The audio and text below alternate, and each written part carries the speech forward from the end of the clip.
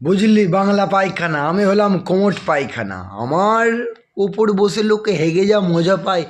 বাংলা পায়খানা তো বেকার। আরে থাম পাগল, তুই বাংলা পায়খানা সম্বন্ধে কি জানিস কি? বাংলা পায়খানায় বসলে যার গু বেরোয় না, তারও গু আস্তে আস্তে বেরিয়ে আসে, কিন্তু কোমটে বসলে শুধু রুগীদের গু বেরোয়। এমনি মানুষ বাংলা পায়খানায় বসেই ভালো হাগে, বুঝলি? আরে তুই জানিস না কত মানুষ অসময়ে এই কোমট পায়খানায় বসে হেগে দিন চালিয়েছে, বাংলা পায়খানায় বসতেই পারতো না। তোর কোনো কাজ নেই, কোমট পায়খানা হলো আসল পায়খানা, যেখানে মানুষ ভরভর করে হেগে শান্তি পায়। শোন, তোর কথায় কিছু যায় আসে না, চল বুড়ো কর্তাকে জিজ্ঞেস করি যে বাংলা পায়খানায় হেগে আরাম না কোমট পায়খানায় হেগে। চল জিজ্ঞেস করি। ও বুড়ো কর্তা, বুড়ো কর্তা, ও বুড়ো কর্তা, তুমি বলো তো বাংলা পায়খানা হেগে আরাম বেশি না কোমট পায়খানা হেগে আরাম বেশি, বলো।